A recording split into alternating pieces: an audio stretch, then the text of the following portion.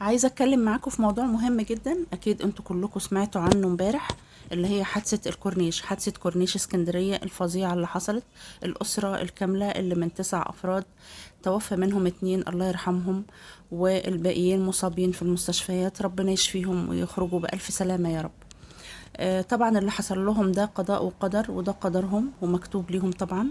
بس نصيحتي يا جماعة والله، اللي يجي اسكندرية أو يروح في أي محافظة فيها طريق مفتوح يخلي باله من ان احنا واحنا بنعدي الطريق. البحر ملوش دية، معروف ان هو ملوش دية، يعني اللي يموت فيه ملوش دية، لان ما بتبقاش يعني الطريق مفتوح.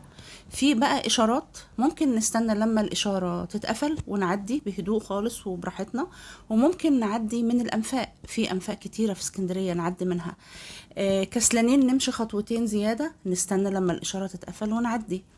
كمان واحنا خارجين يعني نستودع ربنا، نستودع ربنا في ولادنا، ونستودع ربنا في أنفسنا وفي أزواجنا وفي إخواتنا وفي أهالينا وفي كل الناس اللي ماشية في الطريق، نستودع ربنا ونقرأ أدعية أدعية الرسول اللي وصانا بيها عليه الصلاة والسلام. لما نخرج من بيتنا ندعي أدعية زي بسم الله الذي لا يضر مع اسمه شيء في الأرض ولا في السماء وهو السميع العليم 3 مرات.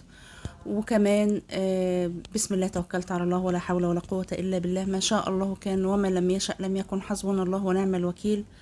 وأدعية كتيرة جدا.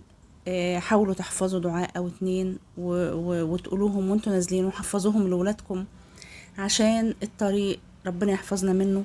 السرعة جنونية جدا، سواء عربيات مشاريع أو سواء عربيات ملاكي، دي حاجة بقت على البحر تقريبا كل يوم حوادث. بس دي كانت حادثة صعبة جدا جدا، الله يرحم اللي ماتوا ويشفي المصابين يا رب. وطبعا احنا قلوبنا معاهم جدا جدا جدا. بس اي حد جاي اسكندرية نصيحتي ليه اهو، انا بقول لكم تاني وتالت ورابع: عدوا من الانفاق، يا اما تستنوا لما الاشارات تقفل وتعدوا براحتكم. وخلوا بالكم، ربنا يحفظنا جميعا ويحفظ لنا اولادنا ويحفظ لنا اهالينا. ومش طريق البحر وبس، اي طريق تاني فيه عربيات سريعة او كده، الشارع عموما يا جماعة خلوا بالكم، وربنا يحفظ الجميع. لان الشارع بقى صعب قوي مع السرعة بتاعت العربيات والناس اللي بقت ماشية بدون ما تفكر حقيقي. ربنا يلطف بينا جميعا ويستر علينا جميعا. واستودعكم الله جميعا، وربنا يحفظنا جميعا ويحفظ مصرنا الحبيبة.